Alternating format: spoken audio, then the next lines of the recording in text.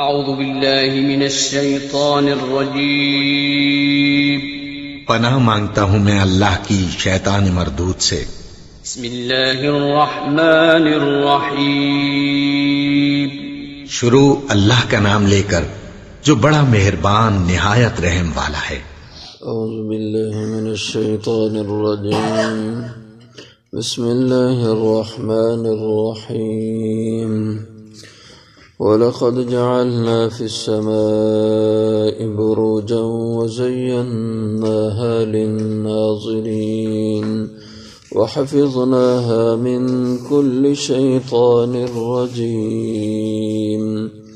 إِلَّا مَنِ اسْتَرَقَ السَّمْعَ فَأَتْبَعَهُ شِهَابٌ مُبِينٌ وَالْأَرْضَ مَدَدْنَاهَا وَأَلْقَيْنَا فِيهَا رَوَاسِيَ وَأَنبَتْنَا فِيهَا مِنْ كُلِّ شَيْءٍ مَوْزُونٍ وَجَعَلْنَا لَكُمْ فِيهَا مَعَايِشَ وَمَن لَّسْتُمْ لَهُ بِرَازِقِينَ وَإِن مِّن شَيْءٍ إِلَّا عِندَنَا خَزَائِنُهُ وَمَا نُنَزِّلُهُ إِلَّا بِقَدَرٍ مَّعْلُومٍ وَلَقَدْ جَعَلْنَا فِي السَّمَاءِ بُرُوجًا اور البتہ تحقیق ہم نے بنائے فی السماء آسمان میں بروجا برج منزلیں وزیناہا اور ہم نے خوبصورت کر دیا ان آسمانوں کو للناظرین دیکھنے والوں کے لیے وحفظناہا اور ہم نے ان کی حفاظت کی من کل شیطان الرجیم ہر شیطان مردود سے الا مگر من استرق السمع جو کہ چرا لے سنی بات فَأَتْبَعَهُ پھر پیچھا کرتا ہے اس کا شہاب مبین ایک شعلہ واضح روشن وَالْأَرْضَ مَدَدْنَاهَا اور زمین کو ہم نے پھیلا دیا وَأَلْقَيْنَا فِيهَا اور ہم نے ڈال دیے رکھ دیے اس میں رواسیہ پہاڑ وَأَنبَتْنَا فِيهَا اور ہم نے اگائیں اس کے اندر من کل شیء ہر قسم کی چیزیں موزون ایک اندازے سے وَجَعَلْنَا لَكُمْ فِيهَا مَعَائِشَ اور ہم نے بنائی تمہارے لیے اس زمین میں معائش گزرانے زندگی کے اسباب وَمَن لَّسْتُمْ لَهُ بِرَازِقِينَ اور ان کے لیے بھی کہ نہیں ہو تم ان کے رزق دینے والے وَإِن مِّن شَيْءٍ اور نہیں ہے کوئی بھی چیز إِلَّا عِندَنَا خَزَائِنُهُ مگر ہمارے پاس ہیں اس کے خزانے وَمَا نُنَزِّلُهُ اور ہم نہیں اتارتے انہیں اسے إِلَّا بِقَدَرٍ معلوم مگر ایک معلوم اندازے کے مطابق۔ اللہ جل شانہ کی قدرت کی دلیلوں کا بیان ہوتا ہے اور اس سے پہلے آسمانوں کا ذکر فرمایا کہ وَلَوْ فَتَحْنَا عَلَيْهِمْ بَابًا مِّنَ السَّمَاءِ فَظَلُّوا فِيهِ يَعْرُجُونَ کہ اگر ہم ان کے لیے آسمان کے دروازے کھول دیں اور یہ اس میں دن بھر چڑھتے رہیں جاتے آتے رہیں تو بھی یہ نبوت کی سچائی کو ماننے کو تیار نہیں ہوں گے، اس کو بھی جادو کی طرف منسوب کر دیں گے۔ اب اسی آسمان کا ذکر ہے کہ اس آسمان کو ہم نے ستاروں سے روشن کر دیا اور اس میں ہم نے ان ستاروں سیاروں کے چلنے کی منزلیں مقرر کر دی ہیں۔ بروج برج کی جمع ہے، برج منزل کو کہا جاتا ہے اور ہمارے ہاں یہ اونچے اور بالا محلات کو برج کہا جاتا ہے۔ تو آسمان میں برج کس کو کہا جاتا ہے؟ تو اس میں جو معتبر تفسیر ہے وہ یہ ہے کہ برج وہ سیارے جو متحرک ہیں، گھومتے ہیں، جیسے سورج ہے، چاند ہے اور دیگر سیارے ہیں، یہ جو چلتے ہیں تو ان کے سفر میں کچھ اللہ نے منازل مقرر کی ہیں۔ اس کو عام ہمارے حساب سے اس مثال سے سمجھیں، جیسے ایک گاڑی ریل چلتی ہے کراچی سے پشاور کے لیے۔ اب کراچی سے چلی تو اس نے راستے میں کئی جگہوں پہ ٹھہرنا ہوتا ہے، اس کے سٹاپ ہوتے ہیں، حیدرآباد ہے، آگے پھر اسی طرح چلتے چلتے اس مقام تک کئی اس کے سٹاپ بنتے ہیں۔ تو اس مثال سے یہ جو اس کے مختلف درمیان میں شہر آتے ہیں، بڑے بڑے مقامات آتے ہیں، ان کو اس کی منزلیں کہا جائے گا، اس کے برج کہا جائے۔ اسی طرح آسمانوں میں سورج اور جو چلتے ہیں، مثلا سورج اور چاند کی منزلیں مہینہ کے حساب سے ہوتی ہیں، اور جو سورج ہے یہ سال میں اپنا ایک سفر مکمل کرتا ہے، اور چاند جو ہے یہ ایک مہینے میں اپنا سفر مکمل کرتا ہے۔ تو یہ جو سورج کا ایک سال میں اپنی منازل کو طے کرنا ہے، چاند کا ایک مہینے میں، تو ان کے سفر میں جو ایسی چیزیں ہوتی ہیں ان کو برج کہا جاتا ہے۔ بعض نے کہا کہ برج سے مراد ہے آسمانوں میں ٹھہرنے کی جگہ، محلات، بڑے بڑے بالا بلند جو مقامات ہیں ان کو برج کہا جاتا ہے، اور وہ مقامات فرشتوں کے ٹھہرنے کی جگہ ہیں، وہ فرشتوں کے مقامات ہیں تو ان کو برج کہا جاتا ہے۔ بہرحال فرمایا وَلَقَدْ جَعَلْنَا فِي السَّمَاءِ بُرُوجًا، اور البتہ تحقیق پکی بات ہے کہ ہم نے بنائے آسمانوں میں بروجا برج، وَزَيَّنَّاهَا لِلنَّاظِرِينَ، اور ہم نے ان آسمانوں کو مزین کر دیا، خوشنما بنا دیا، خوبصورت کر دیا ان ستاروں کے ذریعے سے، للناظرین، دیکھنے والوں کے لیے۔ آپ اندھیری رات میں آسمان کو دیکھیں تو ستاروں کی روشنی کی وجہ سے کتنا خوبصورت نظر آتا ہے، یہ اس کی خوبصورتی ہے۔ وَحَفِظْنَاهَا مِنْ كُلِّ شَيْطَانٍ الرَّجِيمٍ، اور ہم نے ان آسمانوں کی حفاظت کی ہر شیطان مردود سے۔ حدیث میں آتا ہے کہ حضور اکرم صلی اللہ علیہ وسلم کی آمد سے پہلے شیاطین اور جنات یہ آسمانوں پہ چلے جاتے تھے، اور آپ صلی اللہ علیہ وسلم کے آنے پر ان کا آسمانوں میں جانا، ان کا داخلہ بند کر دیا گیا۔ اور جب شیاطین نے ابلیس سے، جو ان کا سردار ہے، اس سے شکایت کی کہ اب ہمیں آسمانوں میں جانے سے روک دیا گیا ہے، تو وہ پریشان ہوا۔ اس نے کہا کہ زمین میں تلاش کرو، کوئی اہم واقعہ ہوا ہے جس کی وجہ سے یہ ہمارا داخلہ آسمانوں کا بند کر دیا گیا۔ تو تلاش جب کی ان شیاطین نے، تو ابلیس کو انہوں نے جا کے خبر دی کہ مکہ معظمہ کے اندر ایک شخص، اس نے نبوت کا دعویٰ کیا ہے، اور اس کا کہنا ہے کہ اس پر آسمان سے فرشتے اترتے ہیں، وحی آتی ہے۔ تو ابلیس نے کہا بس اسی کی وجہ سے ہمارا داخلہ آسمانوں کا بند کیا گیا ہے۔ اور یہ جو آسمان میں جاتے تھے، ان کا مقصد کیا ہوتا تھا؟ اپنا ایک راج قائم کرنا۔ فرشتوں کی آپس کی جو گفتگو ہوتی تھی، مثلا ایک روایت میں آتا ہے کہ جب اللہ کی طرف سے آسمان سے کوئی حکم جاری ہوتا ہے تو حکم الہی کو سنتے ہی فرشتوں کے اندر ایک رعب کی کیفیت پیدا ہو کر لرزہ ان پہ طاری ہو جاتا ہے،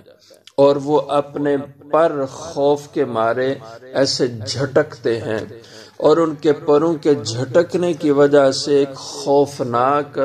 لرزہ اور گرج پیدا ہوتی ہے، اور جس کی وجہ سے فرشتوں پہ ایک ہیبت حکم الہی کی طاری ہو جاتی ہے، اور کچھ دیر کے بعد جب وہ ہیبت کا سما ختم ہوتا ہے تو پھر فرشتے آپس میں کہتے ہیں کہ باری تعالیٰ کا کیا حکم ہوا ہے، اللہ نے کیا حکم صادر فرمایا ہے، تو وہ فرشتے آپس میں اس حکم الہی کی گفتگو کرتے ہیں کہ اللہ نے یہ حکم صادر فرمایا، اور یہ شیاطین یہ فرشتوں کی گفتگو سننے کی کوشش کرتے تھے اور فرشتوں کے قریب جا کر یہ بات سن لیتے تھے، اور وہ سن کر پھر زمین پہ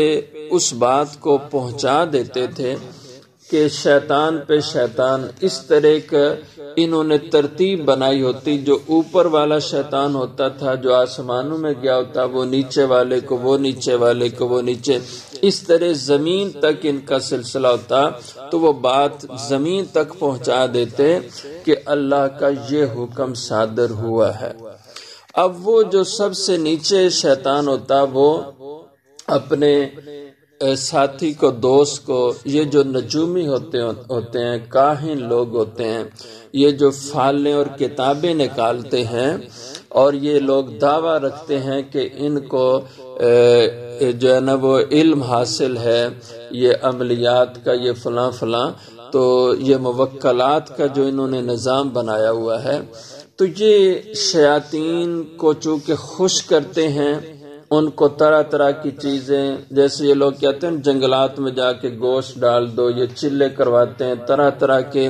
یہ جنگلات میں اور باہر کی جگہوں میں کھانے پینے کی چیزیں پھینکواتے ہیں۔ یہ شیاطین کی اور جنات کی خوراکیں اس میں ہوتی ہیں، اور یہ طرح طرح سے ان کو خوش کرتے ہیں، اور بعض نے ان کو اپنے کفریات کی وجہ سے ان سے دوستیاں ہوتی ہیں، تو وہ شیاطین اپنے ان کاہنوں اور نجومی ساتھیوں کو آ کے باتیں بتاتے ہیں کہ اللہ کا یہ حکم صادر ہوا ہے تو کل کو یہ ہونے والا ہے، یا فلاں دن یہ ہونے والا ہے، یا فلاں مہینے میں یہ ہونے والا ہے، یا اگلے سال میں یہ واقعہ ہو جانے والا ہے۔ یہ پیشن گوئیاں نجومی کرتے رہتے ہیں کہ فلاں کی حکومت فلاں مہینے میں ختم ہو جانے والی ہے، فلاں مہینے میں یہ کام ہونے والا ہے، فلاں مہینے میں یہ حالات پیدا ہونے والے ہیں۔ تو یہ شیاطین ایک بات سن کر 100 باتیں، بخاری شریف کے اندر الفاظ ہیں کہ 100 باتیں اپنی ملا کر کے اپنے دوستوں کو، کاہنوں اور نجومیوں کو بتاتے تھے، وہ پھر زمین میں پھیلا دیتے تھے کاہن اور نجومی باتیں۔ لیکن جب وحی کا سلسلہ شروع ہوا، حضور اکرم صلی اللہ علیہ وسلم تشریف لائے، تو پھر اللہ نے ان کا آسمانوں میں داخلہ بند کر دیا، لیکن پھر بھی یہ آسمان کی طرف جانے کی کوشش برابر کرتے رہتے ہیں، اور اب تک یہ شیاطین، یہ ان کی پتہ نہیں کیا فطرت ہے کہ مار کھانے کے باوجود باز نہیں آتے اپنے مشن سے، اور برابر اپنا مشن جاری رکھتے ہیں۔ تو فرمایا کہ اللہ نے حفاظت کر دی شیطان مردود سے اس آسمان کی، الا مگر من استرق السمع، جو شیطان چرا لے السمع، سنی بات فرشتوں سے، کہ جو اب کیا ہوتا ہے کہ اب بھی جاتے ہیں آسمان کی طرف، اور جا کے فرشتوں کی باتیں جو اللہ کا حکم صادر ہوتا ہے، وہ فرشتے آپس میں اس حکم الہی کا تذکرہ کرتے ہیں، یہ اس کو سننے کی کوشش کرتے ہیں۔ تو فرشتے کیا کرتے ہیں؟ فَأَتْبَعُهُ شِهَابٌ مُبِينٌ، تو فرشتے ان کے پیچھے ایک آگ کا شعلہ ستارے سے لے کر ان کی طرف پھینکتے ہیں، اور پھر جو قریب ہوتا ہے شیطان ان کے، بعد دفعہ اس کو لگ جاتا ہے وہ شعلہ، آگ کا انگارہ، اور اس سے وہ مر جاتا ہے، یا پھر اس کے کچھ حصے جسم کے جل جاتے ہیں، یا پھر وہ معذور ہو کر زمین پہ گر جاتا ہے۔ فَأَتْبَعَهُ شِهَابٌ مُبِينٌ، پھر پیچھا کرتا ہے اس کا، شہاب کے معنی ہوتے ہیں شعلہ کے، شہاب مبین، شعلہ روشن. یا آپ کبھی رات کو دیکھیں آسمان کی طرف تو کبھی آپ کو روشنی چلتی ہوئی نظر آتی ہے. یہ روشنی جو چلتی نظر آتی یہ اصل میں وہی شہاب مبین ہوتا ہے کہ جو فرشتہ کسی شیطان کو مارتا ہے آگ کا شعلہ، اور وہ شعلہ اس شیطان کا پیچھا کرتا ہے جیسے گولا یا میزائل کسی کی طرف پھینکا جاتا ہے. یوں اللہ تعالیٰ نے آسمان کی حفاظت کی ہے ان شیاطین سے، اور ان کو اب اس طرف بھٹکنے نہیں دیا جاتا. ہاں کچھ دور سے بات کوئی ان کے کان میں فرشتے کی پڑ جاتی ہے اور اس میں اپنی باتیں ملا کر زمین میں آ کر ان نجومی اور کاہنوں کے پاس پہنچا دیتے ہیں، اور وہ کوئی جھوٹ موٹ ملا کے لوگوں کو پیشن گوئیاں سناتے رہتے ہیں کہ اب یہ ہونے والا، اب یہ ہو جائے گا، تمہاری قسمت ایسے، یہ فلاں فلاں. اس لیے حضور اکرم صلی اللہ علیہ وسلم نے، بخاری شریف میں بھی آتا ہے، دوسری حدیث کی کتابوں میں بھی یہ موجود ہے، آپ نے ان کاہنوں اور نجومیوں اور وہ لوگ جو فال نکالتے ہیں یا جن کا دعویٰ یہ ہوتا ہے کہ ہم کتاب نکالتے ہیں، ہم لوگوں کی قسمت بتاتے ہیں، ہونے والے واقعات کی پیشن گوئیاں کرتے ہیں، خبر دیتے ہیں، ان کے پاس حضور نے جانے سے منع کیا. صحیح حدیثوں میں موجود ہے، آپ صلی اللہ علیہ وسلم نے ارشاد فرمایا جو کسی کاہن اور نجومی کے پاس گیا اور اس کی بات کو سچا جانا، فقد کفر بما نزل علی محمد صلی اللہ علیہ وسلم، حضور نے فرمایا مجھ محمد پہ جو اللہ کا پیغام دین کی شکل میں نازل ہوا، اس شخص نے اس کے ساتھ کفر کیا جس نے ان کاہنوں اور نجومیوں کے پاس جا کر ان کی بات پہ اعتماد کیا. اس لیے اس کا خیال رکھنا چاہیے کہ اپنی قسمتیں معلوم کرنے کے لیے، اپنے حالات جاننے کے لیے کہ میرے ساتھ کل کیا ہونے والا ہے، میری اگلی زندگی میں کیا ہونے والا ہے، اس کی کتابیں نکلوانا، فائلیں نکلوانا، یہ غیب کا معاملہ ہے کہ آنے والے کل میں کیا ہونا ہے، آنے والے اگلے دن میں کیا ہونا ہے، یہ غیب کا معاملہ ہے، یہ کسی کو بھی معلوم نہیں. ہاں جو شیاطین کے دوست ہوتے ہیں، جنات کے دوست ہوتے ہیں، وہ کچھ باتیں جنات سے لے کر کچھ اپنی ملا کر وہ لوگوں میں جھوٹ کو پھیلا دیتے ہیں، اس کی کوئی حقیقت نہیں ہے. اس لیے حضور نے سختی کے ساتھ ایسے لوگوں کی باتوں پر یقین رکھنے سے منع کیا. ان کے پاس جا کے کتابیں نکلوانا، فائلیں نکلوانا، اس سے اللہ کے نبی صلی اللہ علیہ وسلم نے منع کیا ہے. والارض مددناها، اور زمین کو ہم نے پھیلا دیا. وَأَلْقَيْنَا فِيهَا رَوَاسِيَ، جب اللہ نے زمین کو پیدا کیا، یہ پانی پہ ایک ایسے جیسے گیند ہوتا ہے، ایسے ایک جوہر اللہ نے پانی پہ رکھا اور پھر اس کو ایسے پھیلا دیا. یہ جیسے چغم ہوتی ہے نا، یہ اتنا سا دانہ ہوتا ہے اور اس کو نرم کرتے کرتے جب نرم ہو جاتا ہے تو پھر آپ اس کو ایسے پھیلا لیتے ہیں. جیسے آٹے کا پیڑا ہوتا ہے، جب وہ نرم ہو جاتا ہے تو اس کے بعد اس کو روٹی کی شکل میں پھیلا دیا جاتا ہے. اس طرح زمین ایک جوہر تھا اور اللہ نے پھر اس کو پھیلایا، اور جب اس کو پھیلایا تو یہ کشتی کی طرح پانی پہ تیر رہی تھی اور کبھی ادھر ڈول جاتی، کبھی ادھر جھک جاتی. تو پھر اللہ فرماتے ہیں القینا فیہا رواسی، پھر ہم نے رکھ دیے اس زمین میں، ڈال دیے. رواسی راسیت ان کی جمع ہے جس کے معنی میخ یا پہاڑ کے ہوتے ہیں. ہم نے پہاڑ اس میں رکھ دیے، اور پہاڑ میخ کی طرح رکھ دیے. جیسے آپ کسی پھٹے میں میخ لگا دیتے ہیں، کیل ٹھونک دیتے ہیں تاکہ وہ مضبوط ہو جائے، کسی جگہ پہ وہ فکس ہو جائے. اس طرح اللہ نے زمین میں یہ پہاڑ رکھ کر اس کو جھکنے سے، ڈولنے سے روک دیا. وَأَنبَتْنَا فِيهَا، اور ہم نے اگائے اس زمین میں من کل شیء، ہر قسم کی چیزیں، نباتات، پھول پھل،